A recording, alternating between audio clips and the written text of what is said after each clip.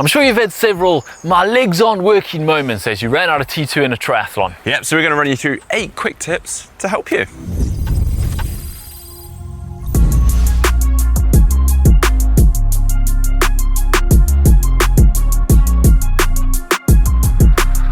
Now, research suggests that increasing your bike cadence can help to improve your run performance off the bike. Now, typically, we all run with a slightly higher cadence than we do when we cycle.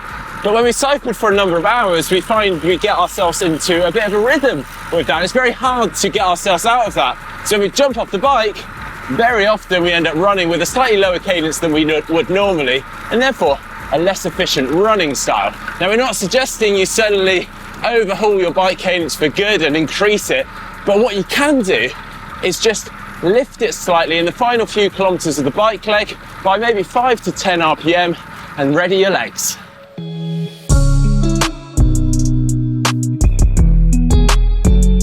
The same goes for our power in the final stages of the bike. While we don't want you wasting any time or losing any time, hammering your legs all the way into transition into the dismount zone is not going to do your run legs any favors.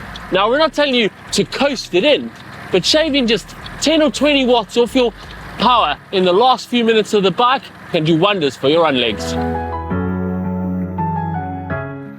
Right then, stretching out. And this was a really important one for me. Otherwise, I could almost guarantee that I would start cramping on the run. Now, I'm not suggesting you start doing a full-blown Pilates routine, but a well-timed stretch of, say, the back or the calves could be invaluable when you get onto a run. Now, what I used to do was time this with perhaps a descent where I was carrying speed otherwise, or maybe when I was just getting up out of the aero bars anyway for a corner. Now, even if you don't suffer from cramping, stretching could be a good idea anyway, because the very nature of being in the aero bars, we're in a very cramped up position. So actually, just stretching out, getting your body nice and loose and fresh for that run could be a very good idea.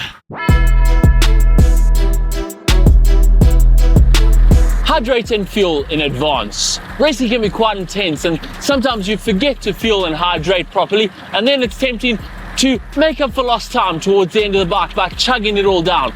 But this is only going to lead to problems. You're about to go from sitting to standing, and your body's going to struggle to deal with all that fuel and food that you're chugging down.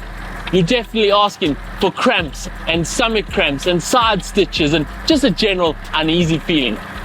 Far better to stay on top of your hydration and your fuel throughout the bike ride. Maybe every 20 to 30 minutes you need to take something in throughout the bike ride, and then take almost nothing in the final 10 minutes of the bike. Another thing we can do on the bike is relax. Yeah, the racing atmosphere and the pressure that we put on ourselves can make us incredibly tense. Add to the mix aero bars, and it's not uncommon for people to get very tight and tense around their back, their shoulders, and their neck.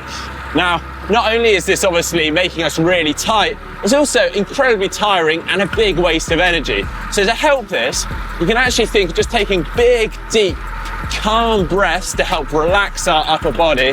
And as you run off the bike, think about dropping your arms down by your sides, relaxing those shoulders, and again, taking those big, deep, calm breaths.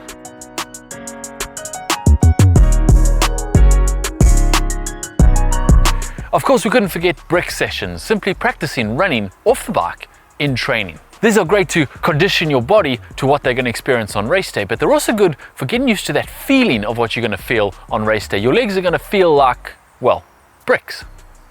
Experiencing this before race day will help you prepare and push through on race day. You can start this with simple 10 to 15 minute easy runs off a longer bike ride.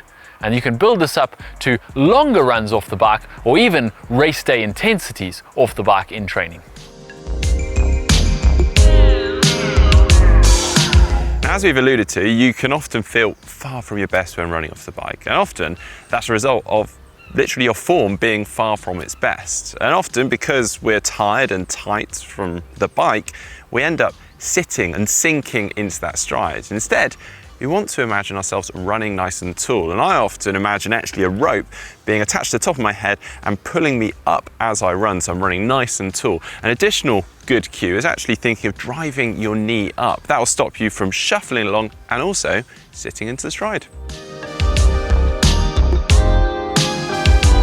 Finally, pace yourself. It's easy to get really excited as you run out of T2 and start that run leg. But starting a little bit too fast can do a lot of damage to your run legs later on in the run. In fact, you want to start almost too slow, maybe even below your race pace for that first half a kilometer or so to get your heart rate and your breathing to settle after the bike and after T2. And then you can build back up to your race pace as you relax and get going.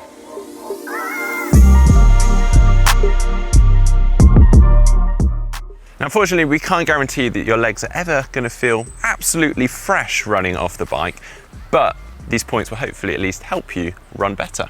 Yeah, triathlon is about pushing through that pain when your legs hurt off the bike. But we do hope this has helped you. If it has, hit the thumbs up button and give this a like. And remember to subscribe to GTN for all of our triathlon content.